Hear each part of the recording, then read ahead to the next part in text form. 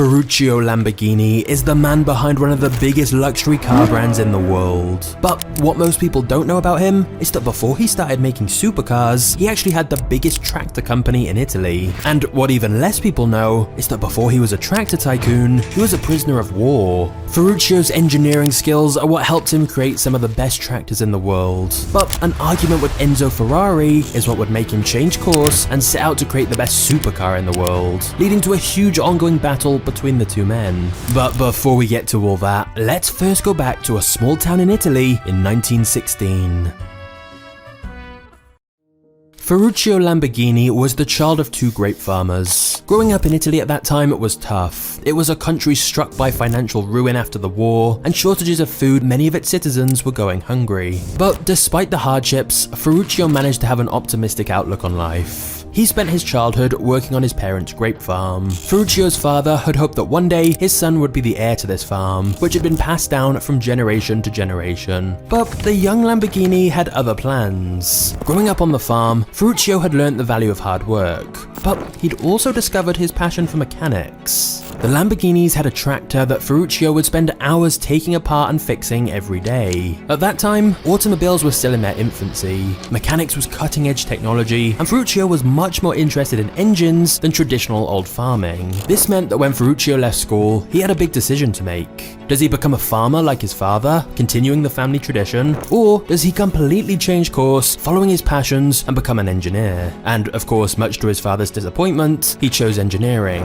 and moved to Bologna to attend a technical college. After graduating, Ferruccio got a job as a mechanic, but it wouldn't be long before the world was plunged into another war. Ferruccio was drafted into the Royal Italian Air Force, but when his mechanical abilities were discovered, he was sent to the Greek island of Rhodes to help with maintaining the army's tractors and diesel trucks. Ferruccio didn't know it at the time, but this experience of working with military vehicles and tractors would come in very handy later down the line. In 1943, Italy signed an armistice agreement, effectively announcing their part in the war was over. The Italian troops were evicted from Rhodes, and Germany took over the garrison. But Ferruccio asked to stay as a citizen and opened his own mechanical workshop on the island. But then as the war was ending in 1945, Germany was facing defeat, and the Allied forces took over Rhodes Island. They initially took everyone as prisoners, including Ferruccio. Luckily for him, after seeing Ferruccio's mechanical skills, the Allied forces simply had him spend a year fixing their vehicles, before in 1946 allowing him to leave and return home to Italy. And it's here that the incredible story of Lamborghini really begins.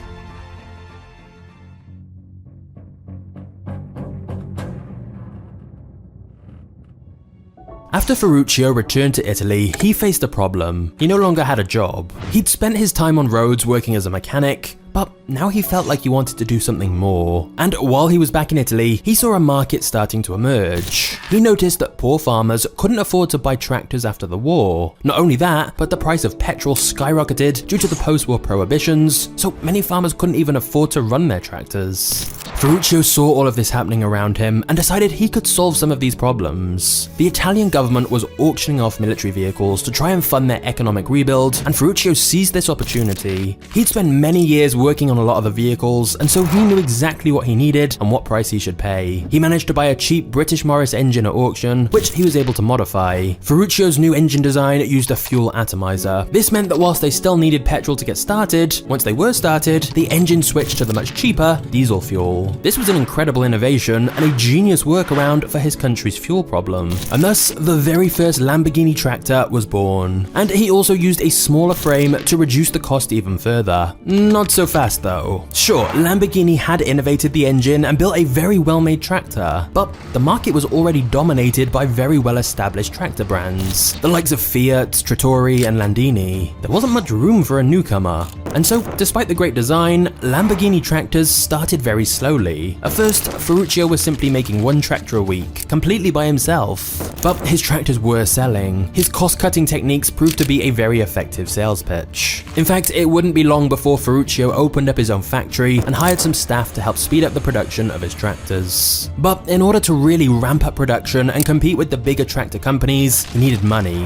And so his father allowed him to use the family farm as collateral for a bank loan and and Ferruccio was able to buy 1,000 Morris engines and get to work. Ferruccio was extremely excited about the potential of his business, but because of this business loan he'd taken out, he knew that if his company failed, his family could lose their farm. The good news though was that Ferruccio's technical ingenuity had allowed him to successfully break into the tractor market, and he already had another trick up his sleeve, as Ferruccio managed to design his own engine, meaning Lamborghini tractors would no longer be relying on modifying the British engine, and instead could create their own engines in-house. And this ended up being really perfect timing. The Italian government announced they would grant loans to Italian farmers that were purchasing Italian-made farming machinery, and since Ferruccio was now making the engines himself, his machinery qualified, and he saw a huge rise in demand for his tractors. By this point, Lamborghini was producing 200 tractors a year, and Ferruccio was so convinced by the quality of his tractors that every year he would host a tractor pulling competition in his hometown. 2 tractors would be tied together and compete in a kind of tug-of-war style competition to determine which tractors performed the best. Lamborghini tractors always won. So at this point, things were looking good for Ferruccio. As he ramped up production even more, Lamborghini tractors started to become one of the biggest tractor manufacturers in all of Italy, and as a result, Ferruccio was now becoming one of the richest men in the country. However, whilst all of this was going on, Ferruccio somehow managed to find time to modify a Fiat Topolino that he owned. He added a bigger engine, removed the back seats, and entered into one of Italy's most famous races. Ferruccio was excited to test his car against some of the biggest names like Alfa Romeo, Ferrari, and Maserati. However, disaster would strike midway through the race, as Ferruccio crashed his car into the side of a restaurant in Turin. This would mark the end of Ferruccio's racing career and completely change the direction of his life.